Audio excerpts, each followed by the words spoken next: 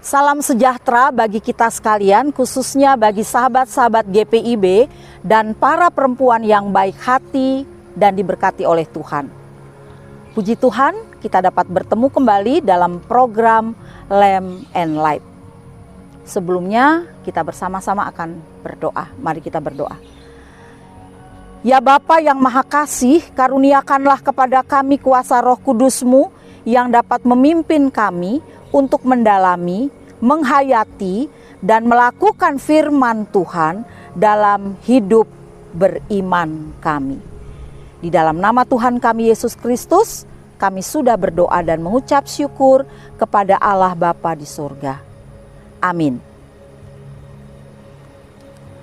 Pembacaan Alkitab kita terdapat di dalam kitab 2 Raja-Raja, pasalnya yang keempat, ayat 6 sampai dengan ayatnya yang ke-8.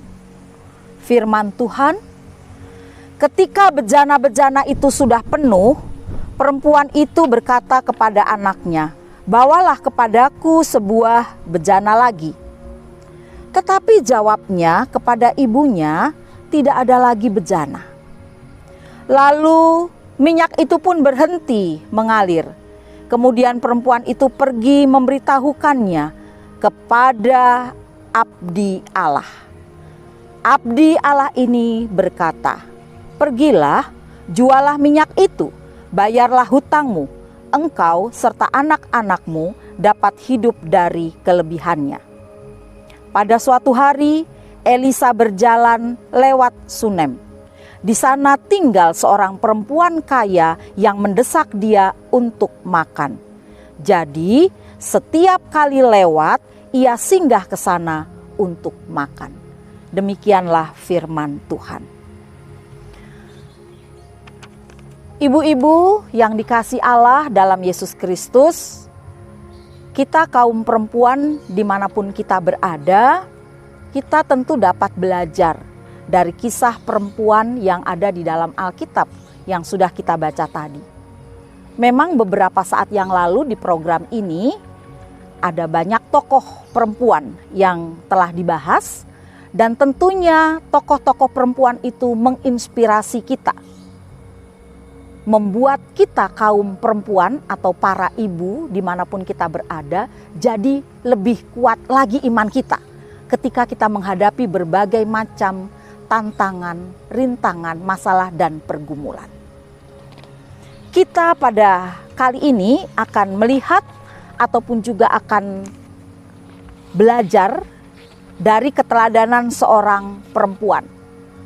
Dikisahkan tadi di 2 Raja-Raja 4 ayat 6-8 itu ada 2 cerita sama-sama perempuan, tapi cerita yang pertama adalah seorang ibu janda.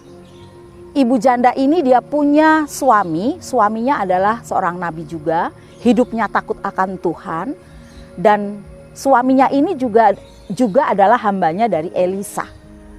Tetapi suaminya ini dia sudah meninggal dunia. Dan penghasilan seorang ibu janda ini untuk kegiatan atau untuk kehidupannya sehari-hari, untuk makan ataupun juga untuk kegiatan yang lainnya itu sama sekali tidak ada. Dia hidup dari penghasilan ataupun juga dukungan topangan dari sang suami. Ketika suaminya sudah meninggal, tidak ada harta benda atau kekayaan yang diwariskan kepadanya. Malah justru yang diwariskan adalah hutang. Jadi ketika suaminya sudah meninggal, datanglah para penagih hutang itu ke rumah ibu janda tersebut tentu untuk menagih hutangnya. Karena ibu janda ini tidak memiliki hutang, tidak memiliki uang untuk membayar hutang-hutang dari suaminya, maka sang penagih hutang ini tentu akan mengambil kedua anaknya itu untuk dijadikan budak dan juga sebagai pembayar hutangnya. Ibu-ibu tentu bisa bayangkan ya bagaimana perasaan kita apabila kita ada di posisi ibu janda ini. Kita punya anak, kemudian anak kita mau diambil, mau dijadikan budak dan dijadikan sebagai jaminan pembayar hutang-hutangnya. Tentu saja timbul rasa kesal, rasa sedih dan lain sebagainya. Satu-satunya yang diharapkan dari seorang ibu ini adalah dia minta pertolongan kepada Elisa. Tentu dia yakin percaya bahwa Elisa adalah hamba Tuhan, dipakai oleh Tuhan. Dia percaya dengan sungguh bahwa lewat masalah yang dihadapinya Elisa juga dapat menyelesaikan ataupun juga dapat membantu dari ibu janda ini. Apa yang terjadi, ibu-ibu yang dikasihi Tuhan? Nabi Elisa meminta kepada ibu tersebut untuk menyuruh anaknya dengan mengatakan begini. Ketika bejana-bejana itu sudah penuh, perempuan itu berkata kepada anaknya, bawalah kepadaku sebuah bejana lagi. Dia minta bejana dibawa kepada ibunya. Tetapi anak itu menjawab kepada ibunya, sudah tidak ada lagi. Lalu minyak itu berhenti mengalir. Lalu kemudian perempuan itu pergi memberitahukan kepada abdi Allah yaitu Elisa. Dan dia berkata, pergilah, jualah minyak itu, bayarlah utangmu, engkau serta anak-anakmu dapat hidup dari kelebihannya. Jadi kita bisa melihat di sini mujizat dari Tuhan melalui Nabi Elisa. Ibu itu tidak akan pernah berkekurangan, bahkan minyak itu melimpah. Dan ketika minyak itu melimpah bahkan dia jual, untuk membayar hutang-hutangnya, dia bisa hidup dari kelimpahan hasil penjualan minyak tersebut. Ibu-ibu yang dikasih dan yang mengasihi Tuhan Yesus Kristus, jadi dari bacaan yang pertama ini, kisah ibu janda ini kita boleh belajar keteguhan imannya. Dia percaya dengan sungguh bahwa kalau dia berseru-seru kepada Tuhan melalui Nabi Elisa, hambanya, pasti Tuhan akan turun tangan. Dan ibu ini curhat atau dia menyampaikan hal itu kepada Elisa adalah suatu tindakan yang tepat. Artinya dia tepat meminta pertolongan kepada Elisa. Karena Elisa adalah juga hamba Tuhan. Dia tidak minta pertolongan kepada yang lain atau dia tidak curhat kepada yang lain. Bisa saja kalau dia curhat kepada yang lain, orang lain misalkan atau kepada teman dekatnya, bisa saja orang dekat atau teman dekatnya itu dia tidak bisa menyimpan rahasia. Bisa saja dia menceritakan masalah si ibu ini kepada orang lain.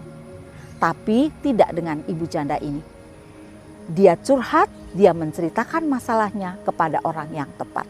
Kita pun tentu sebagai ibu-ibu, para istri, satu dengan yang lain punya persoalan dan masalah yang berbeda-beda. Jadi ketika kita punya masalah, ketika kita punya pergumulan, mari kita datang kepada orang yang tepat. Siapa orang yang tepat itu? Orang yang tepat itu adalah Tuhan kita Yesus Kristus. Dia membuka tangannya yang lebar untuk menerima kita. Marilah kepadaku, semua yang letih lesu, berbeban berat, aku akan memberikan kelegaan kepadamu. Kemudian dari kisah yang kedua, kita bisa melihat contoh sikap, tindakan seorang perempuan Sunem. Perempuan Sunem, apakah namanya Sunem? Kan begitu ya.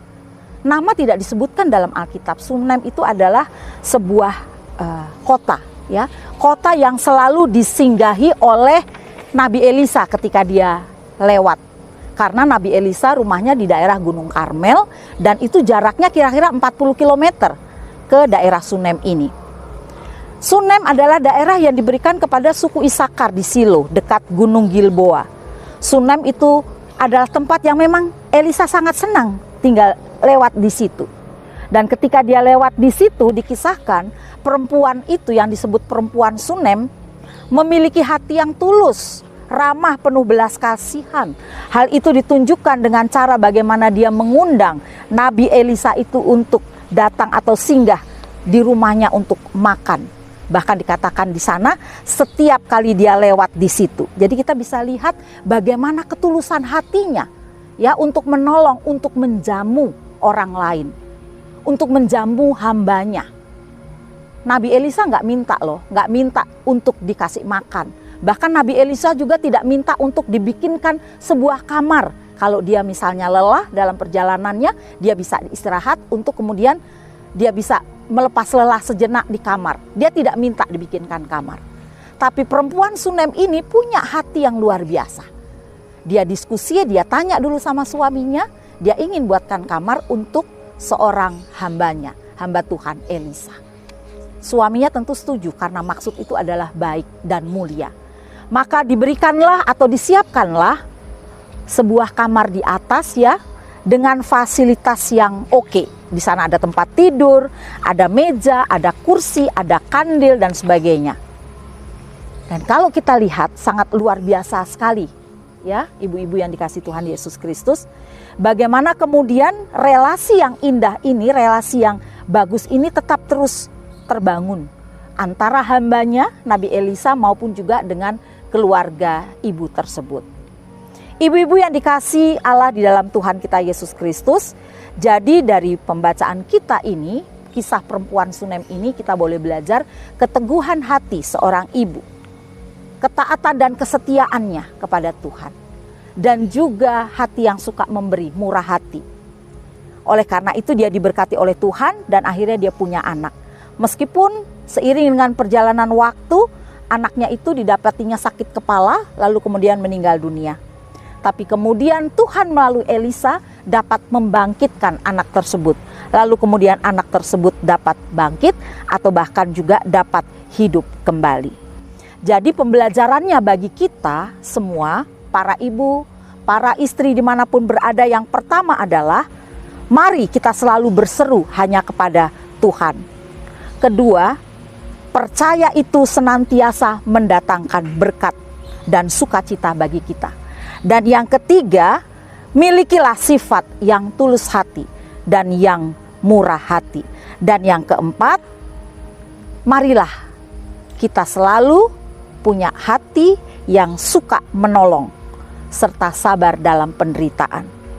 Semua itu sudah dialami oleh perempuan Sunem. Saya yakin dan percaya ibu-ibu maupun juga saya serta para perempuan dimanapun berada, ketika kita mengalami masalah, beban, persoalan hidup yang berat, catatan pembelajaran yang keempat ini mengajak dan menyadarkan kita bahwa kita diajak untuk selalu sabar dalam penderitaan. Sebab ada saatnya, ada waktunya, seperti hujan. Di balik hujan ada pelangi. Di setiap masalah, persoalan, pergumulan, pasti ada janji Tuhan yang selalu digenapi. Rencana indah dari Tuhan telah disediakan bagi kita semua. Amin. Tuhan Yesus memberkati. Mari kita berdoa. Tuhan yang maha baik, terima kasih karena kami boleh belajar dari seorang ibu janda yang punya keteguhan iman percaya pada Tuhan. Belajar dari perempuan Sunem yang murah hati dan tulus hati, suka menolong, suka memberi, dan sabar dalam penderitaan. Ajarlah kami agar setiap masalah yang kami hadapi masing-masing, kami selalu berserah dan bersandar kepada Tuhan. Seberat apapun kami tidak meninggalkan Tuhan, tapi selalu mengajak dan hidup kami mau mendekat kepada Tuhan. Kami yakin dan percaya Tuhan Yesus yang maha baik selalu ada buat kami dimanapun kami berada. Di dalam nama Tuhan kami Yesus Kristus, kami sudah berdoa dan mengucap syukur. Amin. Tuhan Yesus memberkati.